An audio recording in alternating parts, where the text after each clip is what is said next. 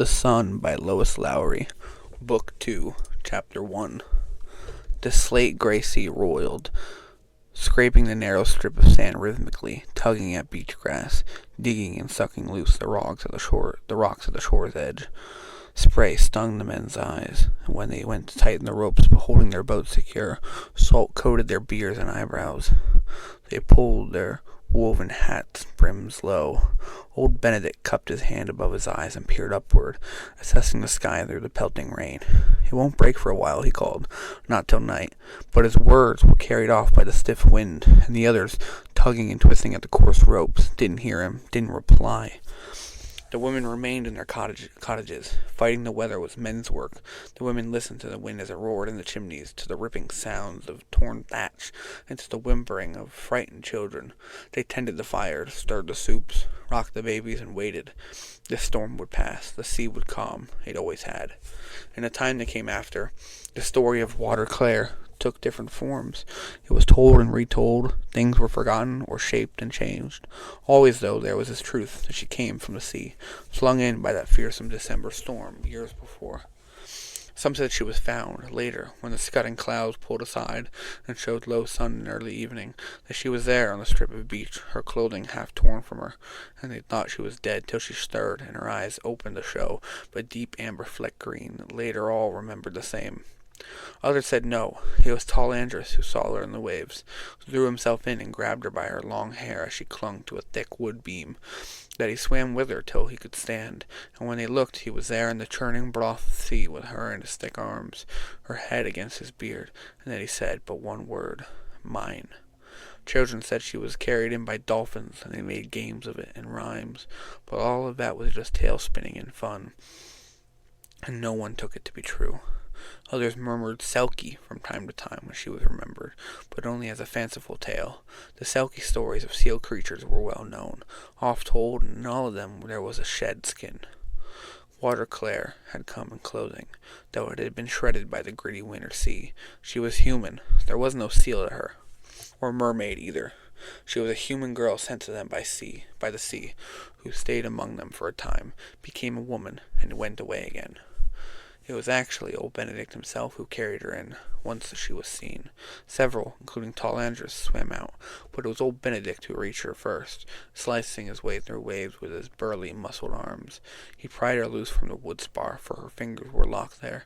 He knew how to wrap her lifeless arms around his neck and to hold her pale chin high above the foam and spray.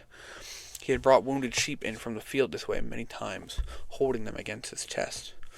He stood, finally, in the shallow surge and suck of water, walked forward, his feet heavy in the drenched, icy sand, and laid her there. He could see that she still lived, and he covered her with the thick woven coat that he had thrown aside as he entered the sea. Then he turned her wet, pale face to the side. He pressed upon her through the coat until she spewed frothy brine onto the sand, and coughed. Tall Andrus was there, it is true, and he thought, gazing down, that he wanted the girl for his own, but did not give voice to it. Old Benedict looked up at the surrounding men. "Run ahead," he directed Gavin, who was fastest. "Tell Alice we'll carry her there." Hastily, the men gathered poles and coats and made a carrying litter, knowing how to do it, for they had done it many times before. Their children fell from boats and cliffs. Their sons and brothers were wounded by hooks and ropes. Their women died giving birth, and the newborns died too. They used such a litter for the slow journey to graveside. But this girl was alive, though her eyes stayed closed and her fingers clenched as if she still felt the splintery mass in them. When they rolled her onto the litter, she coughed again, and when they lifted it to carry her up the hill, a cold breeze picked up a strand of her long wet hair, drawing it across her cheek. Her eyelashes fluttered then, and she began to tremble and whimper. Carefully, in the increasing darkness, for twilight was brief here in winter, they moved with her up the ridge and felt with their feet for the worn path that would take them to the village and to Elise's hut at its edge. 4 men carried the girl. The others walked behind. Now and then one stopped, turned, and looked out toward the sea and the horizon with its darkening sky, as if searching for the silhouette of a vessel that might have thrown this astonishing gift their way. But there was nothing there but what had always been there, empty ocean, the color of pewter, tarnishing to black now as night fell. The village nestled at the foot of a forbidding cliff in the curved elbow of an arm of land. The peninsula jutted out from the main coast in an isolated place where time didn't matter, for nothing changed. No newcomers had ever appeared, not in anyone's memory, and only an occasional discontented man climbed out, for that was what they called the leaving, or tried to. An overgrown, root-tangled path meandered upward at the foot of the cliff, but then disappeared at the base of a sheer rock wall, and after that there was no way to go farther but to climb. Several had fallen to their death. One, fierce Enar, had climbed out successfully, but returned, embittered by what he had encountered at the top. He had quarreled with his father, and climbed out on a winter night with a sack of his own belongings, and some he had stolen tied to his back. When he returned, climbing back in, it almost killed him, for he was maimed by then, bloody and in terrible pain. He dropped from the final rocks onto the snowy path at the base, howling in agony and with a knowledge of failure. Then he fell silent. He crawled to a place where he could pull down a narrow tree. He stripped it of its branches, broke the trunk into 2 pieces, and used them to haul himself upright. Then he leaned on the sticks and dragged himself home to face his father. He lost the title Fierce and was renamed Lame Enar. Still only 18, still silent, he tended the sheep now and nursed a deep despair. The best route away from the village was by sea, but the ocean was turbulent and unpredictable, with dangerous currents and constant wind. Each fisherman had found himself in peril more than once, and all had lost friends or brothers. Alice, toothless and wrinkled through, with piercing eyes and a sharp tongue, told the men roughly, "Leave us be." When they carried the trembling creature into her, she tended the girl through the night. Alice was childless herself, but had been midwife to many and was no stranger to damaged young. She stripped the girl of the drenched, ripped clothing, setting it aside, then rubbed her dry with rough cloth, and wrapped her in soft wool. She did all this in flickering light from a smoky oil lamp.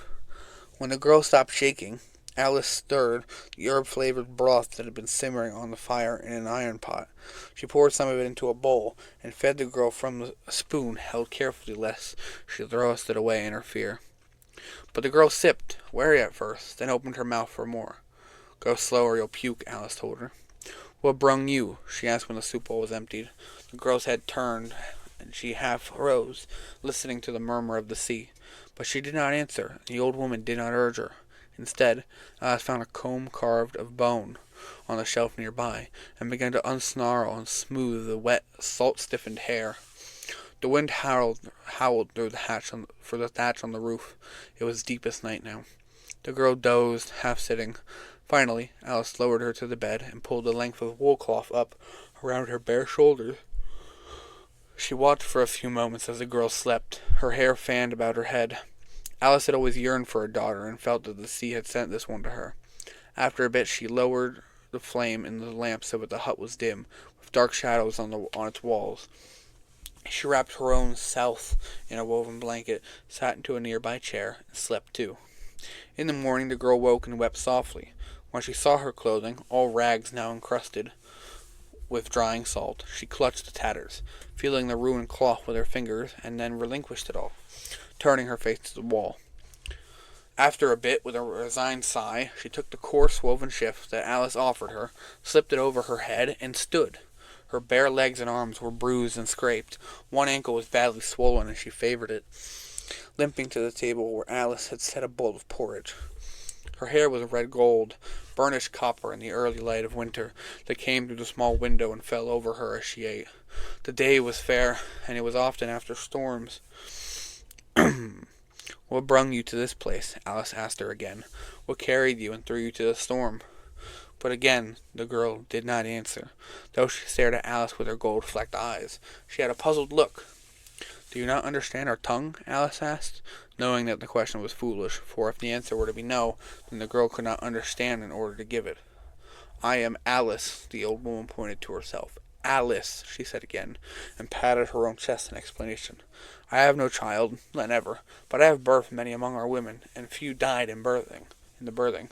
They say I have the firm hands and the feel for it, and I also lay out the dead, and sometimes can heal if the sickness is not beyond healing. That's why they brung you to me, for they felt you needed healing. or if not healing, then I would clean and wrap you for the grave. The girl was watching her. Her bowl was empty, and she raised a cup of milk beside it and drank deeply. From outside they could hear, suddenly, the giggles of children. Alice pushed the window open, peered out, and called to them. "She's alive. She eats and is whole, with no parts broken. Go and tell, and stay off now, till she's rested good.